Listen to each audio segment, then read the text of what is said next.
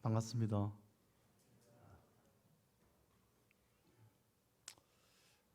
오늘 저녁에 모두들 시간이 널널하시죠? 네, 그런 것 같습니다. 원래 7시 반에 제가 딱 서야 되는데 30분 지났거든요. 가만히 눈치를 보니까 시간이 많구나 하는 생각을 했습니다. 제가 시간을 좀 뺏어도 괜찮습니까? 좀 전에 형제님이 그 방송 얘기를 하셨는데 제가 여기 오면서 이제 말씀을 총 4번을 부탁을 받았어요. 근데 내일은 이제 침례식이 있으니까 이제 그 말씀을 봐야 되고 나만이 해줄 수 있는 그런 말씀을 좀 이렇게 해주는 게 좋지 않을까 하는 그런 생각을 해가지고 제가 이 저녁 시간에는 간증 겸 이제 말씀을 같이 보려고 생각을 했습니다. 근데 이제 전에 방송에 이렇게 나왔을 때 그때 이제 한 20년 그쯤 됐죠. 그 인간극장 이렇게 나왔을 때 그때 이제 그 저희 가족이 나오고 나서 이제 방송국 게시판에 아주 난리가 났어요. 얼마나 많은 댓글들이 이렇게 달리는지. 놀라운 거는 그 댓글 가운데에 대다수가 아주 안 좋은 그런 댓글들이 많았습니다. 그 중에 하나를 소개하면 어떻게 감당하려고 그렇게 줄줄이 났냐 하면서 이제 그런 댓글도 있었는데 어떤 분이 거기에다가 반론의 댓글을 달아주셨어요. 그런 말 하지 마라. 강아지 10마리 낳는데도 전부 다 사랑 듬뿍 받으면서 주면서 키우는 그런 개도 있고 한 마리 나도 그거 제대로 키우지 못해서 다 죽여버리는 그런 개도 있다 하고서는 이렇게 얘기를 하더라고요. 참 하나님은 또 적재적소에 또 이러한 응원군들을 또 이렇게 심어 놓으셔가지고 입을 딱 닫게 하시는구나 이제 그런 생각을 이렇게 했습니다. 내가 갑자기 이 말씀을 드리냐면은 여기 제가 처음 방문했잖아요. 여러분도 제가 이제 처음 보는 그런 분들이 참 많은데 왔다 갔다 하면서 여러분들을 보면서 참 제 마음에 뭔가 좀 치유가 되는 그런 느낌이 있어요. 왜 그러냐면은 여러분들을 이렇게 이제 한 사람 한 사람 이렇게 보면서 어린이나 청년이나 어른이나 할 것 없이 전부 다 사랑을 듬뿍 받으면서 자라고 있구나 하는 그런 생각을 하게 됐습니다. 여러분 그렇죠? 사랑받는 사람을 이렇게 바라본다는 것은 큰 축복입니다. 그 얼굴만 봐도 그가 갖고 있는 그 충만함이 바라보는 사람한테 이제 전이가 될 수 있거든요. 근데 저녁에 이제 식사를 하는데 이제 그런 말씀을 하시더라고요. 제 아내가 옆에 있었고, 근데 우리 여기 몽골 우리 성도들은 말썽 부리는 사람이 하나도 없어요. 하고서는 이렇게 말씀하시더라고요. 그래서 이제 순간적으로 아까 내가 조그만 시골 교회라도 있을 건 다 있다. 근데 그 말씀을 이제 생각하시면서 이 말씀을 하신 건가 하고서는 이제 속으로 살짝 이제 생각을 했습니다. 그건 아니시겠죠? 근데 제가 이제 답변하기를 목자가 그러니까 양들이 다 따라가는 거죠. 했더니 다시 또 답변이 돌아왔어요. 어떻게 돌아왔냐면 몰라서 그러는 거죠. 가르쳐야지. 순수하게 제가 이제 그걸 받아들여야 되는데 머릿속으로 또 통밥을 굴리는 거예요. 아, 그런 방법이 있었구나. 그래가지고서는 내가 이제 황산에 가면 저 문제 일으키는 송도가 있다. 그러면 나도 그 방법을 좀 써먹어야지. 문제를 일으켰다 이거예요.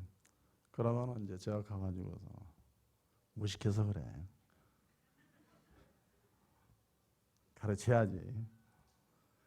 예, 사람들이 못 배워서 그래. 그러면 굉장히 기분 나쁘죠. 그죠? 아, 그 방법으로 이 성도들을 수훈한 양같이 이렇게 키우셨구나. 해가지고 무식해서 그래. 못 배워서 그래. 이 방법을 좀 내가 많이 개발을 해야 되겠다 하는 생각 아닌 생각을 좀 했습니다. 혹시 여러분들 그렇게 교육을 받으셨나요?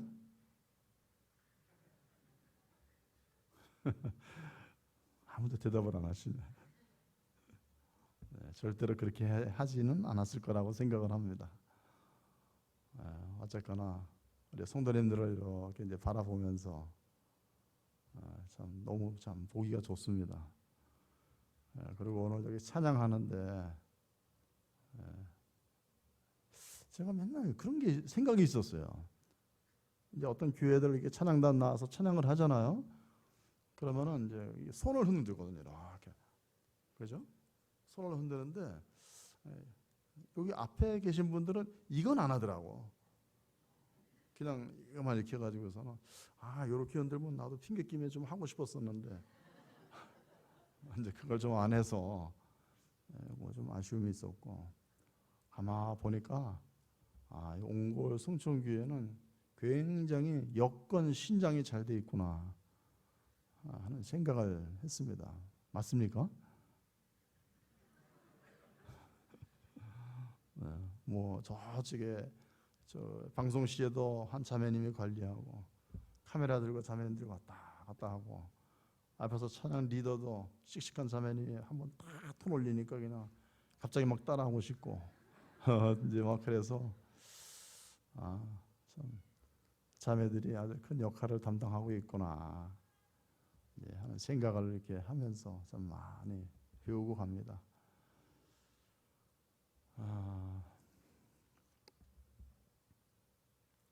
제가 저녁에 이제 말씀 하나 이제 드리고 싶은 거는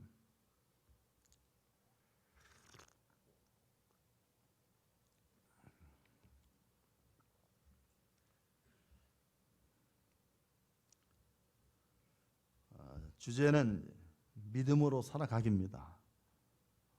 믿음으로 살아가기. 적지 마세요. 그냥 머릿속으로 이제 들으시면 됩니다.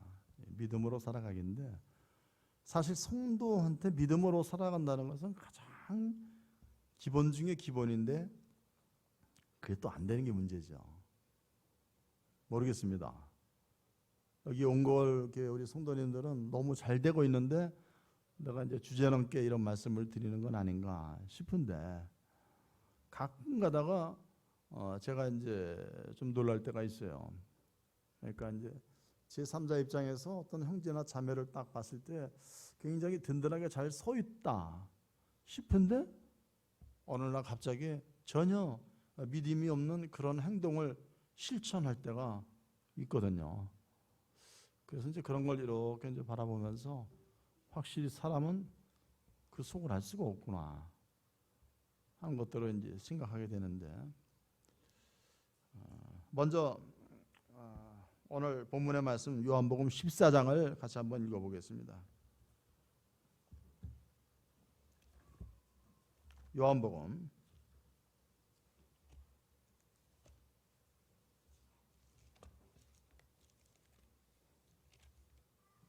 14장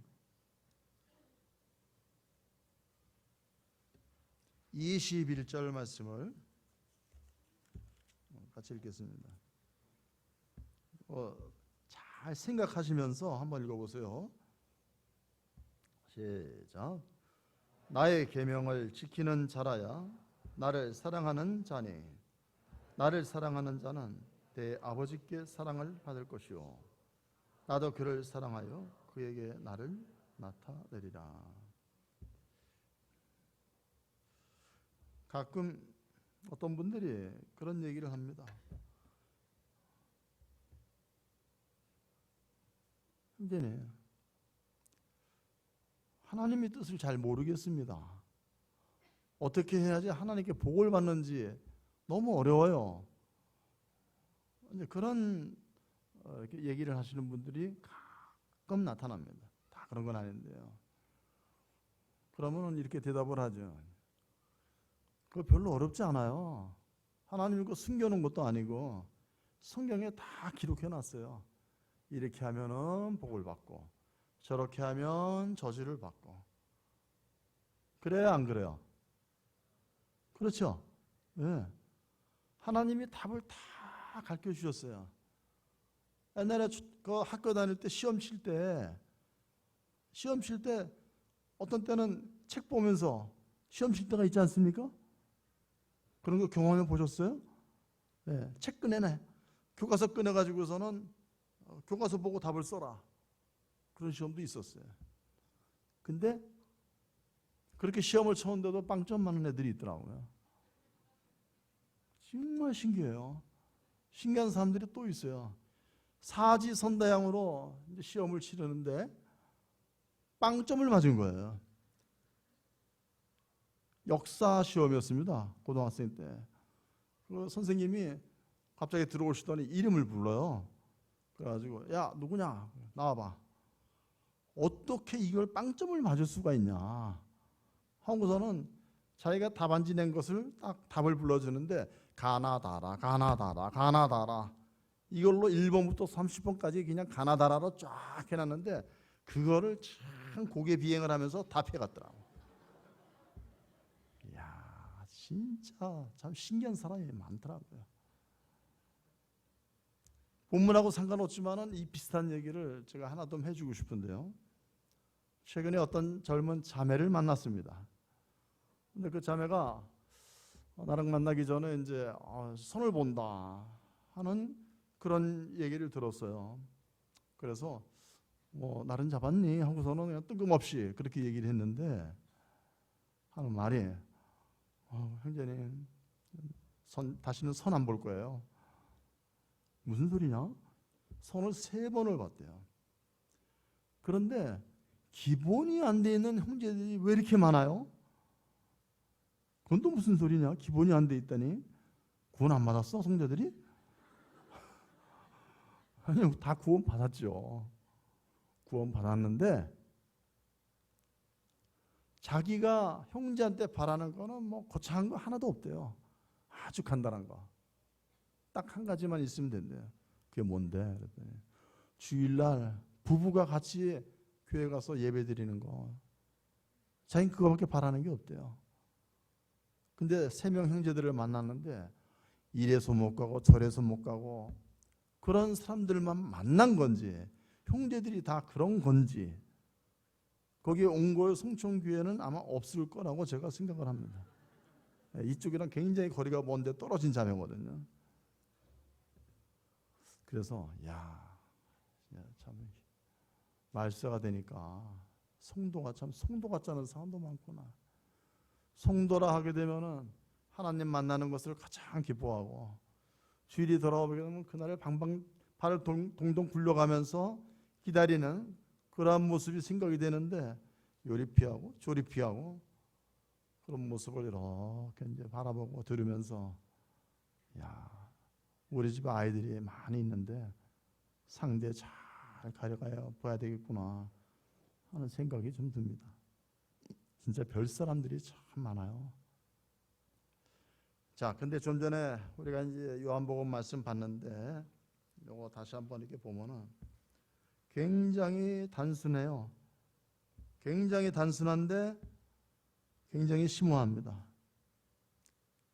나의 계명을 지키는 자라야 나를 사랑하는 자다.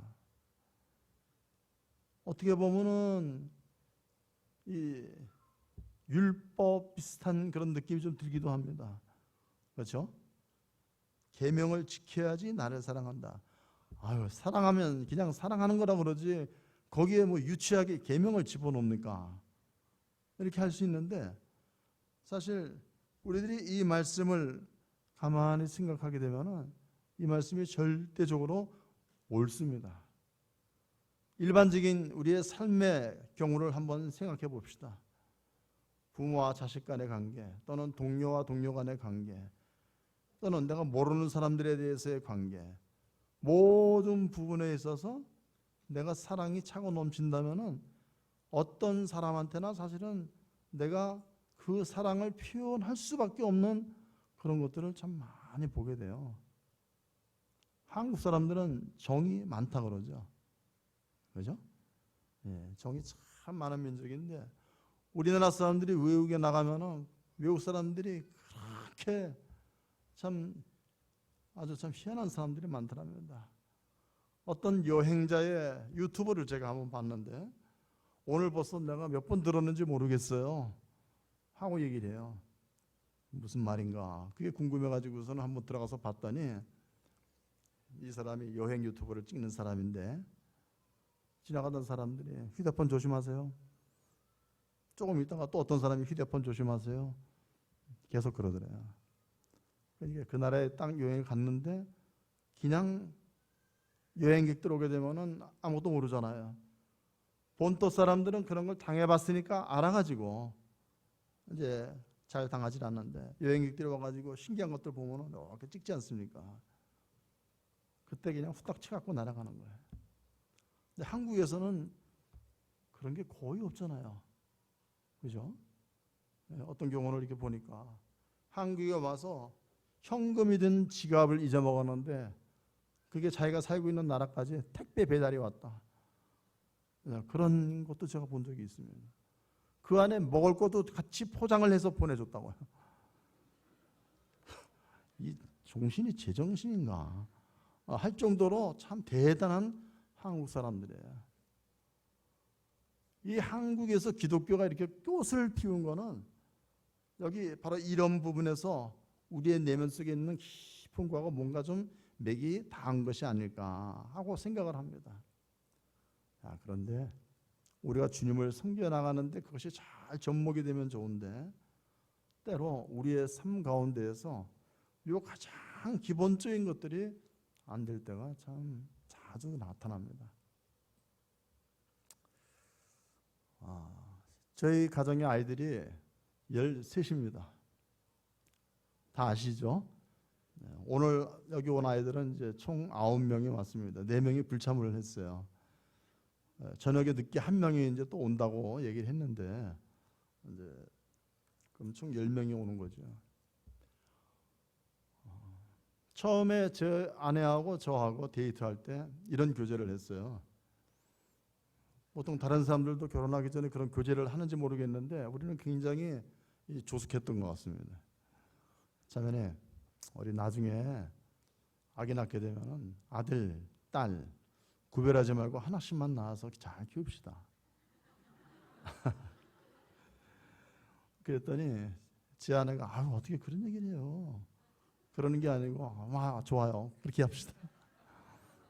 그렇게 얘기를 하더라고요. 그래가지고 저희는 이제 안목 중에 결혼하면 올해는 딸 아들 구별하지 않는다. 왜냐하면 우리는 신식 부부기 때문에. 우리도 한때는 신식 부부였어요. 젊은 사람들 우리만 신식 부부라고 하지 마세요. 우리도 신식 부부였어요. 그래가지고 아들 딸 구별하지 않는다. 누가 나오든 한 명만 낳는다 하고 서로 약속 아닌 약속을 했습니다. 근데 집에 가서 그 얘기를 부모님한테 제가 안 했습니다. 그냥 뭐 우리끼리 약속하고 그렇게 하면 되는 거지 뭐 하고서는 이제 얘기를 하고 끝냈습니다. 근데 제 아내가 시간이 좀 지나니까 여보, 1명은 좀 적지 않아요? 그렇게 얘기를 하더라고요. 제 아내가 아들이 1명 있고 딸이 4명이에요. 저희 집은 아들이 3인데 딸이 2이에요. 둘 다 양쪽에 다섯 5대5로 이렇게 같이 가족들이 있는 집안인데 하나를 딱 날리니까 뭔가 허전한 느낌이 있긴 있었거든요. 근데 이제 아내가 먼저 얘기를 하니까 나는 속으로 굉장히 잘 됐다 하고 이제 쾌재를 불렀지만은 그거를 내가 이제 딱 내색을 드러내면은 내가 좀 지는 거잖아요, 그죠? 그래가지고 이제 그것을 이제 드러내지 않고 그래요? 하고서는 인심 쓰듯이 당신 좀 그렇게 하고 싶으면 더 나요 하고 이렇게 얘기를 한 겁니다. 근데 고통 중에 가장 큰 고통이 아기 낳는 고통이라 그래요. 아십니까, 형제님들? 그걸 어떻게 아세요? 왜? 근데 내가 아기 낳는 게 아니잖아요, 내가. 그러니까 제가 이제 아내한테 나도 당신이 낳는 건데 이 말은 곧들 하진 않았지만은 이제 그럼 당신 뜻대로 하라고 하고서는 이제 애 둘을 낳았습니다.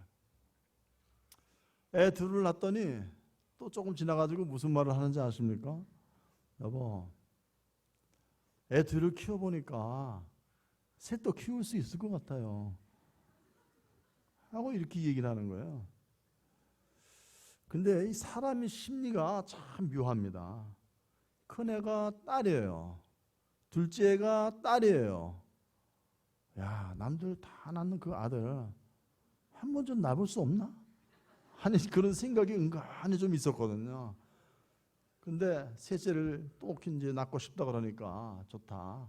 딸이어도 좋다. 해가지고서는 이제 셋째를 이렇게 낳게 됐는데 그때 당시에 서울 그 잠실교회에 김종만 형제님이라고 지금은 돌아가서 안 계시죠. 그 형제님이 이제 저희 자매가 옛날에 잠실교회에 있었기 때문에 이제 잘 알고 저도 이제 그 형제님을 통해서 제가 구원을 받은 거예요. 캠프에서. 그래가지고 이제 그 형제님하고 이제 이런 내면스러운 이야기들을 이제 좀 할 수가 있었는데 김종만 형제님이 아이 석태 형제 걱정하지 말고 나 딸 낳으면 내가 갖다 키울게 이러시더라고. 그 집은 아들만 둘입니다. 요한이 요셉이 해가지고 지금은 다 컸어요. 그래가지고 제 아내한테 여보 김종만 형제님이 걱정하지 말고 나래요. 딸 낳으면 내가 데려다 키울 테니까 아들 낳으면 형제가 키우고 딸 낳으면 내가 데려갈게 하고서는 얘기했더니 제 자매가 여보 근데 그렇게는 못할 것 같아요 하고 얘기를 하더라고요. 저도 그런 생각을 갖고 있었는데 이제 아내의 의견을 제가 존중하고 싶어가지고 이제 물어봤었고 모처럼 저하고 아내가 생각이 잘 맞았습니다. 그렇게 해서 이제 셋째를 낳았어요. 애들 셋을 데리고 이제 구미에 나가죠. 구미에 이렇게 나가게 되면은 괜히 뭔가 뿌듯한 게 느껴지는 거예요. 자, 딸 둘만 있을 때 이렇게 구미시내 나갑니다. 이럴 때는 이제 흔히 세상 사람들이 뭐라고 얘기를 합니까? 저기 딸이 아빠가네. 이제 그러죠. 근데 거기에 아들이 한 명 딱 붙어 있으니까 이제 거기서 이제 벗어나는 거예요. 사람들이 이 재미로 아들을 원하는구나. 이제 그런 생각이 들어요. 근데 걔가 가장 작은데도 뭔가 이렇게 좀 듬직한 그런 생각이 들더라고요. 우리 자매님들을 비하하느라고 이렇게 하는 게 아닙니다. 그냥 느낀 감정을 그냥 얘기하는 거고요. 우리 자매님들도 아마 결혼하게 되면은 비슷한 생각들을 좀 할 수도 있을 거예요. 그러니까 지금 섣부르게 예단을 하지 마세요. 그래가지고 이제 셋을 이렇게 다 이제 키웠는데 아이들이 셋이 되니까 이런 게 있어요. 뭐냐면은 큰애가 딸인 게 굉장히 감사하다는 생각이 들었어요. 왜냐하면은 그 아이가 딸이니까 딸의 특징이 뭡니까? 남자애들은 굉장히 거칠죠. 근데 딸 아이들은 이 동생들을 잘 갈머리를 해줍니다. 그래가지고 엄마가 없거나 바쁠 때에 이 큰애가 이 동생들을 잘 보살펴 주는 거예요. 그래서 때로는 우리 부부끼리 나가기도 합니다. 구미 시내에. 어떤 자매님 한 분을 만났어요. 그때 그분이 이제 우리 부부를 딱 보고서는 깜짝 놀라면서 하는 말이에요. 형제네, 그 많은 애들을 놔두고 어떻게 나오셨어요? 그 많은 애들이라고 해봤자 그때 당시에 3명이었거든요. 그래서 이렇게 답변을 했어요. 애들이 많아서 나올 수가 있었어요. 어떻게 해요? 큰애가 다 봐주거든. 큰애가 다 봐줘가지고 나올 수가 있었다고. 근데 여러분, 애 하나 낳잖아요.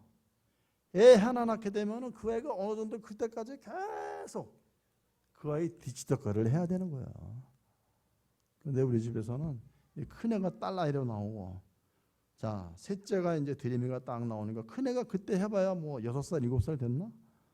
근데 그 정도 나이인데도 지가 다 이렇게 돌보더라고요. 하나님이 이래서 딸을 주셨구나. 참 그것도 생각하니까 참 감사한 마음이 들어요.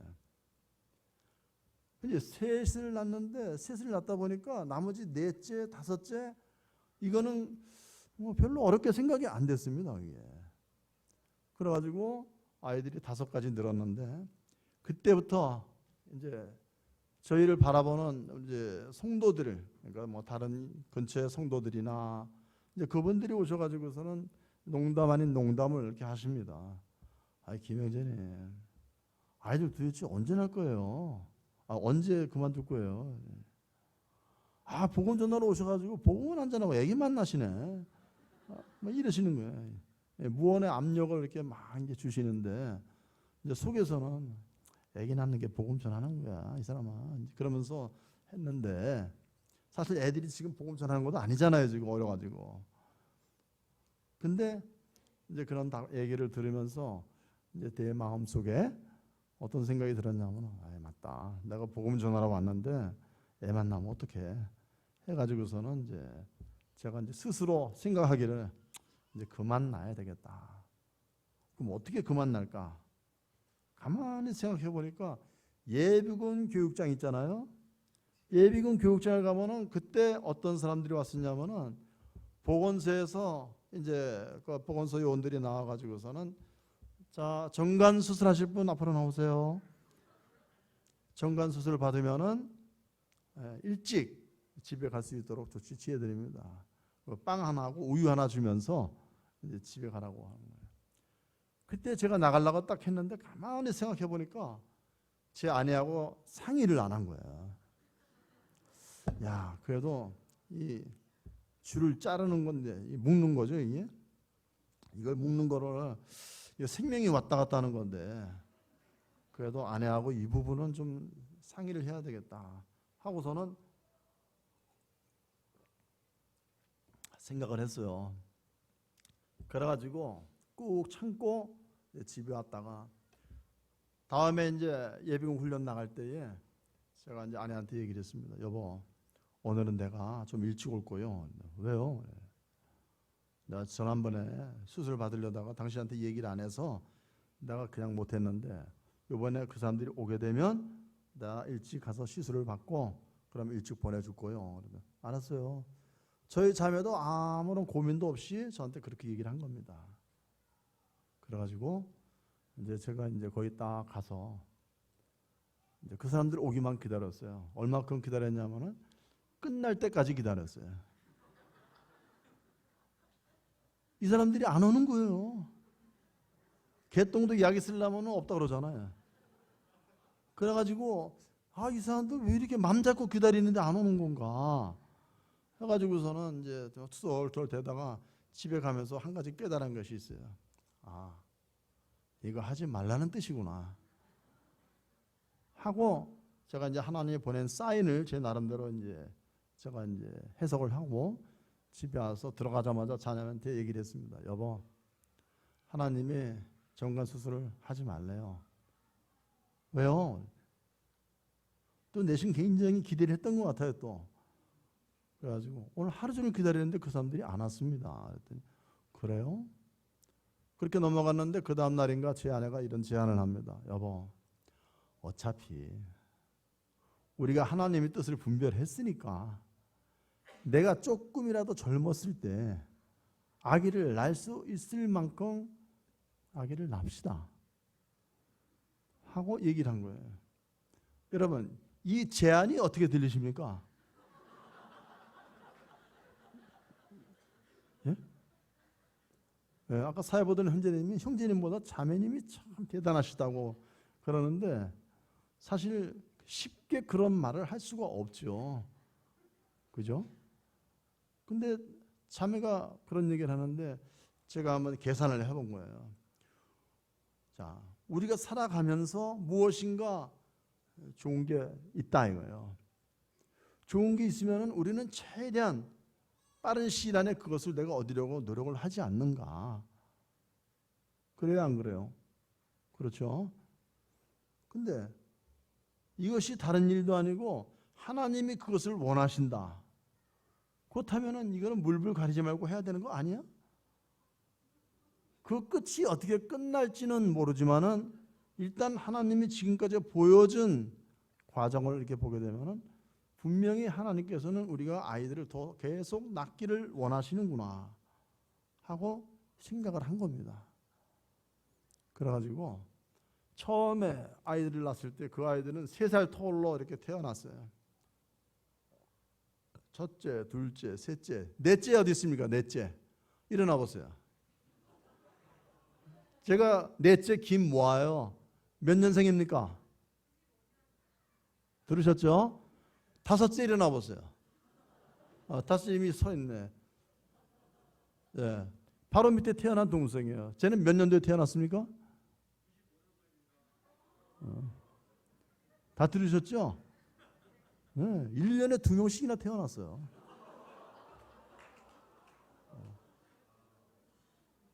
아주 주님이 얼마나 기뻐하시는 걸 우리한테 보여주려고 하시는 것 같아요. 그래가지고 넷째, 5째는 1년에 같이 태어나가지고 나이가 같습니다. 누나라고 부르긴 하지만은. 그리고 그 밑에 애들도 거기다가 1살 터울로 계속해서 1살도 안 해줘요. 그냥 연령생으로 그냥 계속 거기다가 이렇게 태어났어요.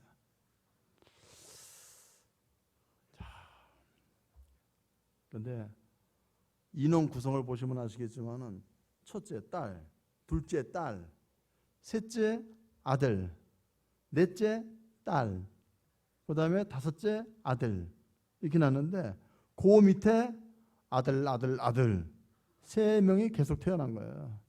그럼 아무리 좋은 거라도 계속 똑같이 나오면은 질리죠. 네? 그래가지고 하나님께 이제 투정 아닌 투정을 이제 한 겁니다. 하나님, 그냥 아이를 낳더라도 지금 아이들이 벌써 지금 남자가 5명인데 남자만 계속 주시면 좀 그렇지 않습니까? 딸로 주십시오. 해가지고 그런 기도를 했는데 그 밑으로 5명이 전부 다 딸로 쫙 나오는 거예요. 한 가지 비결을 깨달았어요. 그것은 뭐냐면은 하나님이 기뻐하시는 기도는 하나님이 신속히 확실하게 응답하시는구나 하는 것을 분명히 깨달았어요. 여러분 기도할 때 어떤 기도는 금방 응답이 되는 게 있죠. 그죠? 어떤 기도는 아무리 기도해도 안 되는 게 있어요. 그때는 이게 하나님이 기뻐하는 건가 기뻐하지 않는 건가 제일 먼저 그걸 한번 점검해 보시길 바라요. 자, 그런데 아이들 5을 낳고 제가 이제 그런 고민을 이렇게 했었는데 어떤 분이 그렇게 질문하더라고요. 현재는 아이들 몇 명 낳으실 겁니까? 하고 이렇게 이제 물어보셔가지고 제가 아주 시건방지게 이렇게 답변을 했습니다. 글쎄, 한 11명 나가지고 그냥 축구팀을 좀 만들까 하고서는 이렇게 이제 답변을 한 거예요. 근데 이 답변이 하나님께 굉장히 아주 거슬리게 들리신 것 같아요. 7째 일어나 보세요. 네, 제가 이제 7째예요. 이든 우리 집에 이제 럭키 세븐입니다. 네, 앉으세요. 근데 저 아이가 태어나기 전에 처음으로 우리 집안에서 유산하는 그런 일이 벌어졌어요.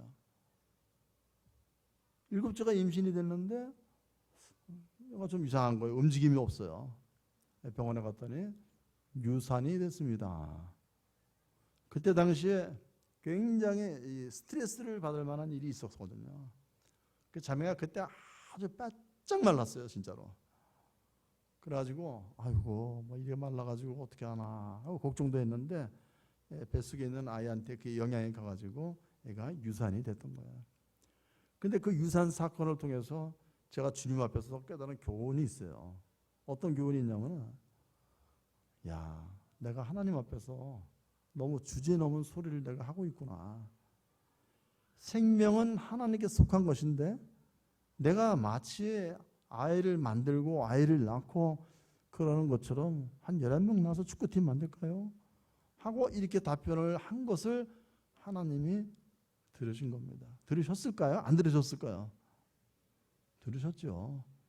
하나님은 옛날부터 이스라엘 백성들이 하는 소리도 다 들으셨다고 성경에 기록하고 있잖아요. 다 들으셨어요. 귀찮아서 우리한테 그거 일일이 얘기 안 하고 계시지만은 분명히 들으신 거예요. 근데 제가 이제 그 생각을 딱 하면서 내가 하나님 앞에서 굉장히 교만해졌구나 하고 주님 앞에서 아주 철저하게 제가 회개를 했습니다. 그러고 나서 이제 저 일곱째 이든이가 이 세상에 태어나게 된 겁니다. 자, 근데 아이들이 이렇게 이제 태어났는데 마음속에서 한 가지 걱정이 생기는 거예요. 어떤 걱정이 생기냐면은, 근데 내가 아이들을 하나님이 주신 대로 다 낳기는 낳는데, 근데 내가 어디까지 순종을 해야 될까? 이런 고민 아닌 고민을 하게 된 겁니다. 왜냐하면은 지금은 돌아가셨지만은 옛날에 이제 세명약국의 한수원 형제님이라고 계시는데, 그 형제님이 이제 저희 부부에 대해서 평가하기를 어떻게 평가하시냐면은 씨도 좋고 밭도 좋다 해가지고서는 씨도 좋고 밭도 좋으니까, 와, 그 하나님이 아이들을 무한정으로 주시면 어떡하지? 하는 이런 생각을 한 거예요. 때로 우리들은 하나님이 어느 정도까지 우리에게 요구하신지 모르기 때문에 우리들은 많은 상상을 할 수 있지 않습니까? 그죠? 근데 내가 지금 하나님께 순종한다고 아이들을 주신 데까지 이렇게 받고 있는데, 근데 내가 도대체 몇 명까지 이게 적정하다고 얘기를 해야 되냐? 근데 하나님 앞에서 내가 주님 됐습니다. 이제 그만 주셔도 될 것 같아요. 이렇게 제안을 하는 게 과연 합당한 일인가? 라는 그런 합리적인 의심을 내가 스스로에게 하고 있던 거예요. 여러분 그렇지 않습니까? 하나님이 주시는 대로 아이를 받겠다고 했는데 안 주시면 안 받고 주시면 받고 그렇게 하는 건데, 근데 이 아이들이 씨도 좋고 밭도 좋은데 몇 명까지 날 건지, 야, 이건 내가 지금 계산이 되나 하는 그런 생각과 걱정이 같이 몰려오기 시작했어요. 그래서 주님, 제가 어떻게 해야 될까요? 무턱대고 그냥 애를 낳는 거, 그리고 시골 목회하는 그런 사람 입장에서 진짜 세상 말로 쥐뿔도 없는 사람이 이 아이들이 어디 아프거나 그러면은 책임도 못 질 일들을 내가 지금 저지르는 게 아니냐 하는 그런 책망이 제 마음속에 있었거든요. 네, 그러다가 제가 이제 성경을 이렇게 바라봤어요. 성경 어디를 봤을까? 여러분 창세기 1장을 한번 보세요.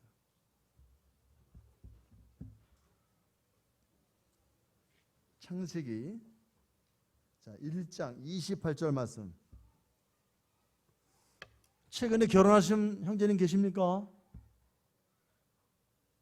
가장 최근에 결혼하신 분. 네, 형제님 28절 말씀 좀 한번 읽어 주십시오.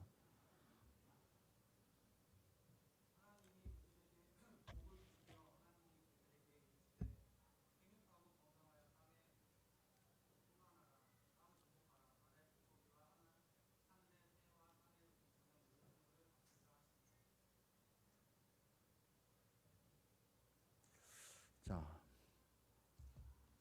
이거 읽으시면서 아무 생각이 안 드셨나요?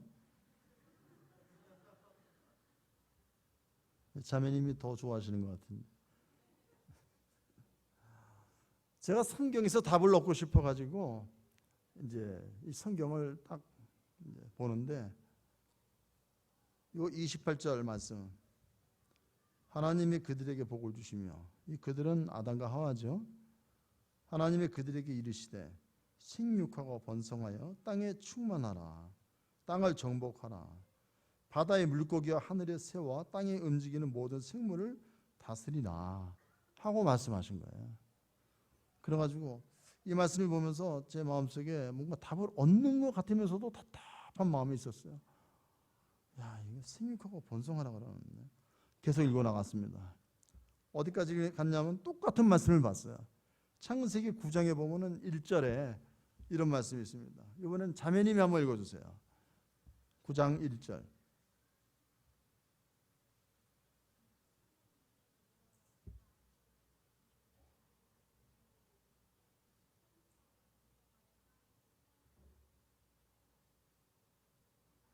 네, 다 읽으셨습니까?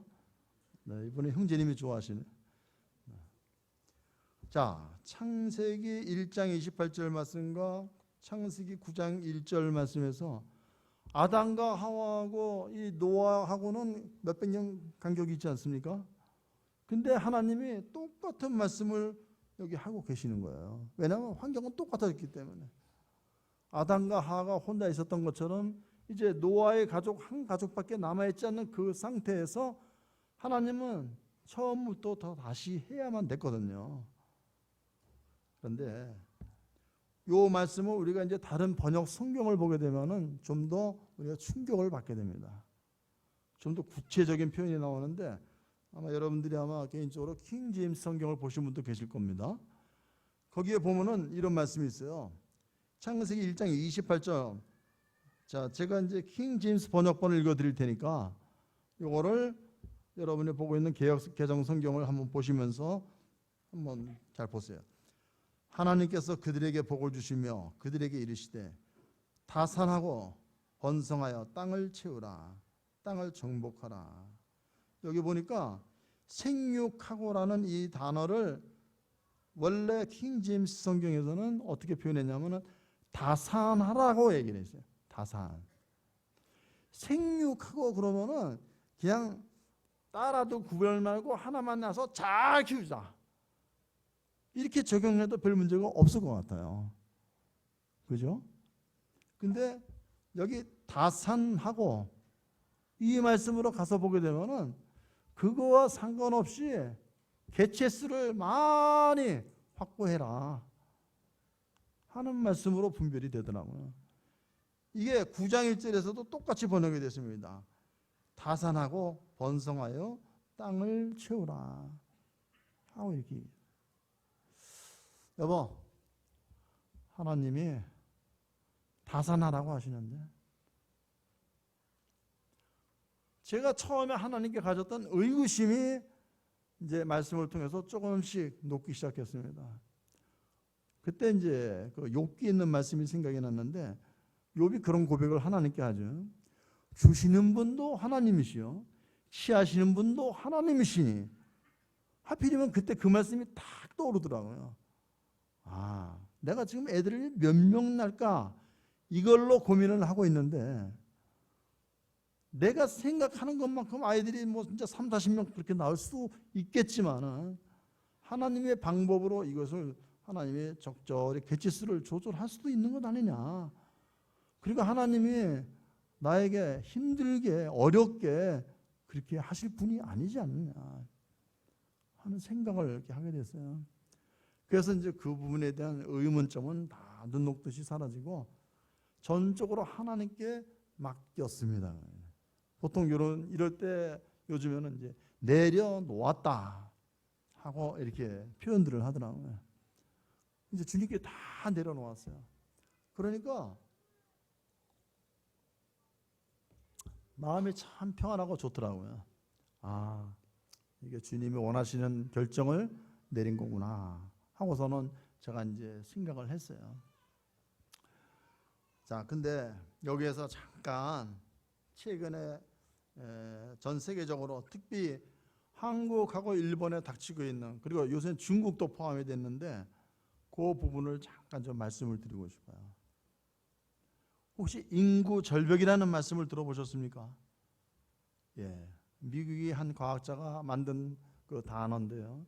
인구 절벽이라는 것은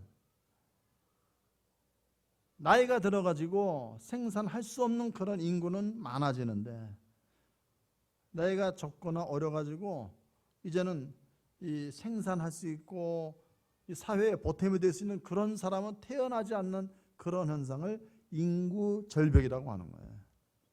그런데 이 중국, 일본, 한국 이 세 나라가 전부 다 인구 절벽에 봉착되어 있는데, 그 중에 제일 위험한 나라가 한국이라고 얘기를 합니다.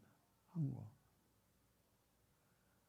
자, 일본의 그 아이들을 몇 명을 낳는가, 그 통계 나온 걸 보게 되면은 일본에서는 몇 명을 낳냐면은 두 사람이 결혼해 가지고 1.3명에서 1.4명을 낳는다고 합니다. 난 그거 이렇게 보면서 어떻게 1.3명을 낳지? 한 명 아니면 두 명을 낳든지 그래야지 1.3명을 낳아. 쪼가리를 낳나? 이제 그런 생각을 이제 해보는데, 한국은 더 해요. 0.8명을 낳습니다. 0.8명. 사람 한 명도 제대로 만들지 못하는 거예요. 그래가지고 아마 2030년경에 이대로 똑바로 가게 되면은 한국은 인구 절벽에 부딪혀가지고 나라 자체가 이제 소멸되는 단계로 들어갈 것이다 하고 예측을 하고 있어요. 제가 이제 그런 걸 이렇게 보게 되면서 이게 참 보통 문제가 아니로구나. 옛날에는 이런 것들이 별 문제가 없었는데, 저는 이제 58년 개띠거든요. 58년도에 아이들이 굉장히 많이 태어났습니다. 그래서 한국에서 굉장히 고생도 많이 한 세대로 알려져 있어요. 제 얼굴에 좀 이렇게 고생한 티가 좀 묻어나지 않습니까? 근데 이런 것들을 이렇게 이제 바라보면서 이제 성경의 말씀들을 이제 생각하게 되더라고요. 자연스럽게. 하나님이 생육하고 번성하라고 했는데, 우리가 이 시대에 이런 말씀을 이렇게 그대로 지켰으면은 우리가 국가 소멸이나 인구 절벽이나 이런 것들을 겪지 않고 살아갈 수 있는데, 우리가 꾀를 내 가지고 스스로 망하는 길로 들어섰구나 하는 그런 생각을 이렇게 하게 되더라고요. 근데 여기 앉아 계신 우리 성도님들, 특별히 아직 결혼하지 않은 청년 형제 자매님들, 제가 우리가 거국적으로 일어나 가지고 인구 절벽을 막아냅시다 이런 얘기를 하려고 하는 것이 아니에요. 이런 얘기를 하는 것이 아니라 성경적인 접근법으로 우리가 한번 생각을 좀 해보자 하는 뜻에서 말씀을 드리는 겁니다. 자, 요즘에는 여러 가지 변수가 많이 발생을 했습니다. 모임 안에도 이제 어떤 일들이 벌어지냐면, 모임뿐만 아니라 좀 사회적인 현상이죠. 결혼을 안 하는 사람들, 결혼을 꼭 해야 됩니까 하는 사람들이 많이 생기고 있어요. 그리고 결혼을 해도 아기를 꼭 낳아야 됩니까 하는 그런 사람들도 많이 생기고 있어요. 이거는 뭐 일본, 중국 거기도 마찬가지입니다. 자, 이런 상황에서, 그리고 요즘같이 뭐 절대 고원 이런 걸로 인해 가지고 막 난리가 나는 이런 것들을 바라보면은, 특별히 성도들은 여기 마태복음 24장 그런 데 보게 되면은 우리 주님이 임하실 때에 너희가 피하는 날이 겨울이 되지 않도록 해라, 뭐 이런 말씀까지 적혀 있는데, 물론 그것은 이제 환난 기간에 포함되는 그 말씀들이에요. 지금 아직 우리한테는 해당되지 않는 말씀인데, 어쨌거나 우리가 그런 계산하지 않고 그냥 본다고 할 때에, 하나님이 유대인들에게도 너희가 피할 때 그날이 안식일이나 추운 겨울이 되지 않도록 기도해라 이렇게 했는데, 말씀을 보게 되면 분명히 우리가 거의 종말 단계에 들어선 게 맞긴 맞는 것 같은데, 이러한 가운데에서 대책 없이 그냥 아이를 그냥 말씀대로 순종하라 그러면서 나라고 할 수가 있는가 하는 그런 고민이 또 개인적으로 생기더라고요. 우리야 하나님 앞에서 그 문제 해결을 위해서 기도하고 답을 구해서 그렇게 했는데 하나님께서 모든 사람들에게 과연 똑같은 답변을 하실까 하고 이제 생각을 한 거죠. 근데 제가 이제 이런 생각이 들더라고요. 하나님이 다른 사람들이 애를 낳고 싶다고 해서 다 낳도록 하시지도 않는다. 대구에 있는 한 형제가 저를 보고서는 형제님, 저 형제님 뭐 도전을 많이 받았습니다. 저도 결혼하면 형제님처럼 아이를 많이 낳을 거예요. 그래서 그래요? 뭐 잘 생각했어요. 그래가지고서는 이제 격려를 딱 해줬는데 나중에 아기를 낳는데 둘 낳고선 그만뒀어요.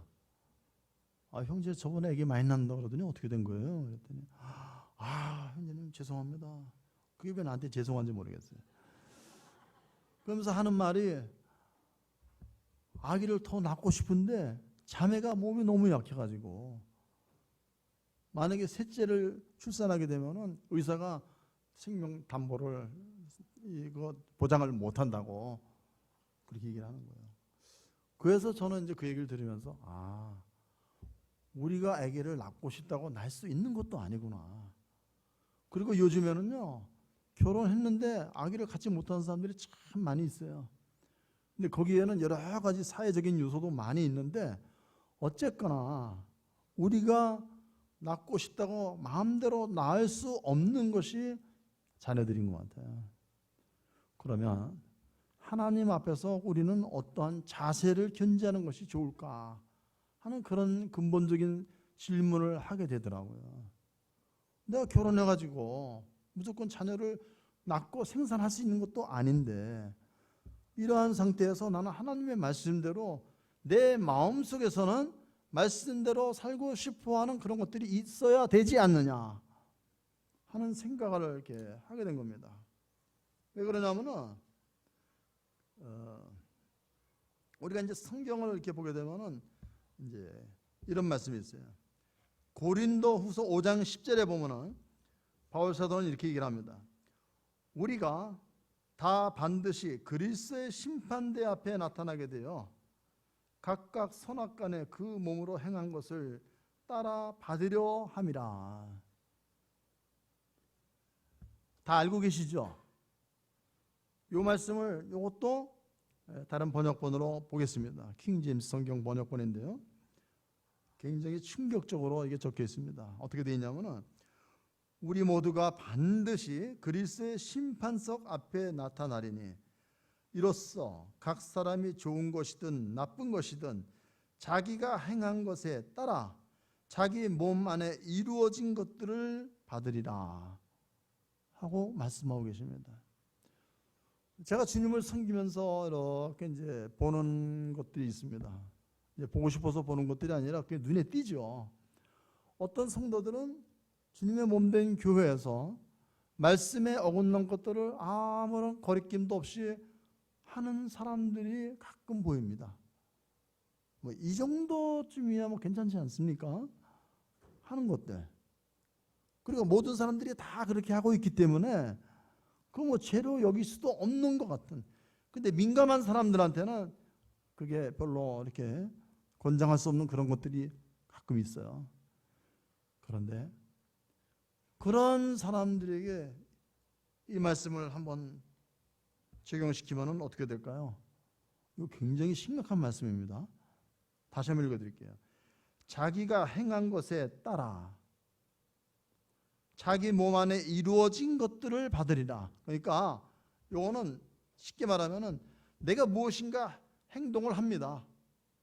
행동을 하게 되면 우리 몸에는 어떤 변화가 나타나는데 눈에 안 보이지만은 이 변화는 뭐냐면은 내 몸 안에서 그대로 이게 저축이 된다는 얘기예요. 저축이. 그냥 사라지는 게 아니에요. 그게 좋은 거든 나쁜 거든 우리는 내가 잘못했을 때 이거 이 기억을 없애버리고 싶어. 과거를 난 부정하고 싶어. 이런 일들이 있잖아요. 그죠? 근데 이 말씀대로라면은 이거는 내 몸 안에 그대로 차곡차곡 쌓여서 마지막 그리스도의 심판대 앞에서 그대로 나타나서 이게 나를 판단하는 그런 것이 되는구나 하고 생각을 할 수 있게 하는 그런 단어예요. 근데 지금 시간이 지금 9시가 아직 조금 안 됐는데요. 시간 진짜 괜찮습니까? 괜찮으신 분은 손 내려보세요. 다 괜찮으시네. 자, 근데 여기 자기가 행한 것에 따라 가지고 이 말씀을 보면서 제 마음속에 떠오른 말씀이 하나 또 있었어요. 그것은 뭐냐면은 마태복음 12장 36절 같이 한번 찾아볼까요? 12장 36절.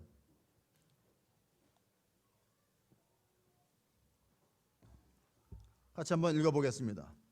시작. 내가 너희에게 이르노니 사람이 무슨 무익한 말을 하든지 심판날에 이에 대하여 신문을 받으리니. 이 무익한 말은 다른 번역본에 보면 쓸데없는 말이라고 이렇게 기록이 되어 있습니다. 우리는 보통 좀 전에 읽은 그 고린도 후서 말씀을 보게 되면은 내가 몸으로 움직인 그런 행동을 우리가 이제 생각을 하는데 마태복음 12장에 보면은 뭔가 하나가 더 추가됩니다. 행동뿐이 아니라 무슨 말이라도 내가 했으면 그것도 추가 이렇게 말씀하신 거예요. 그리고 실제로 성경에는 이스라엘 백성들이 한 말을 듣고 하나님께서 너희가 한 말을 내가 다 듣고 너희에게 내가 이렇게 하겠다 하는 말씀이 있어요, 없어요? 있죠. 근데 그 말들은 어떻게 나옵니까? 내 생각에서 말이 나오는 거예요. 그냥 생각도 안 하는데 말이 나옵니까? 그렇지 않아요. 그러니까 우리의 말에 대해서 하나님이 심판한다는 것은 우리의 생각을 하나님이 계산하고 계신다, 이 말 뜻이거든요. 그래서 저는 이 말씀들을 이렇게 보면서 그런 생각을 했습니다. 주님, 내가 만나는 사람들에게 이렇게 전부 다 그냥 아이를 하나님이 주신 대로 다 낳으세요. 우리처럼 낳으세요. 그럴 수는 없지 않습니까? 내가 열쇠 낳았다고 여러분들한테도 여러분도 그럴 수 있습니다. 뭐 그럴 수는 없잖아요. 그죠? 나름대로의 사정이 있고 하나님은 그 정상을 참작하시거든요. 근데 중요한 거는 내가 낳고 싶어도 낳을 수 없는 그런 상황이 있는데 우리가 행동을 취하기 전까지는 나는 그거 모르잖아요. 그렇죠? 그렇다면 내가 모르는 상태에서 내 마음으로 생각했던 것이 나중에 시간이 흘러서 그리스도의 심판대 앞에 섰을 때 우리는 그래도 떳떳하게 주님, 제가 행동으로 그것을 나타내지 못했지만은 제 생각은 이런 생각인 거 아시지 않습니까? 하고 당당하게 우리가 제시할 수 있지 않느냐는 거예요. 그래서 어느 시대를 살아가든지 간에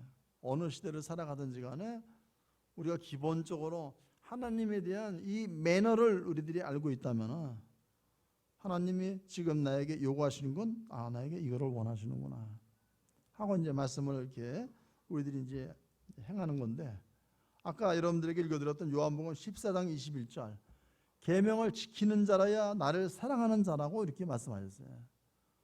그러면 우리는 내가 그것을 지킬 능력이 나한테 있는지 없는지는 모르지만 내가 진짜 죽으라면 죽는 신용까지 하는 거기까지는 하는 거를 하나님이 원하시는 것이 아니냐 이거죠.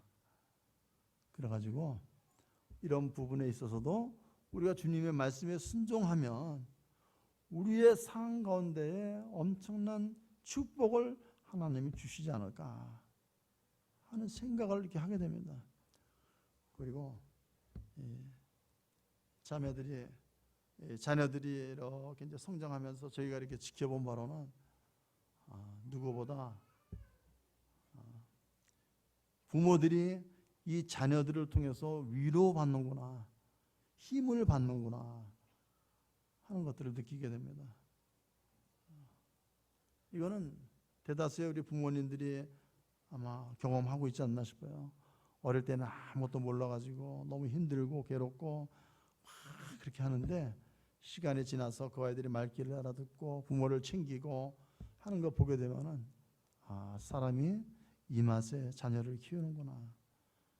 그리고 그리스도인들은 하나님의 말씀을 따라서 자녀들을 양육하지 않습니까?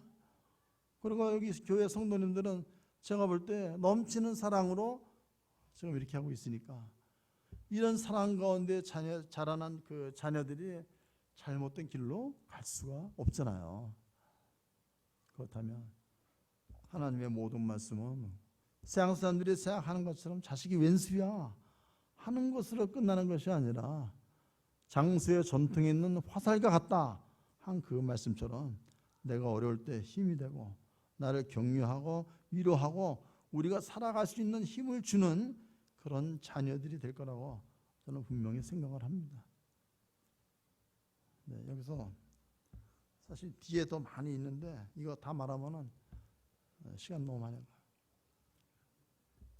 개인적으로 찾아오면은 제가 말씀을 드릴게요. 감사합니다.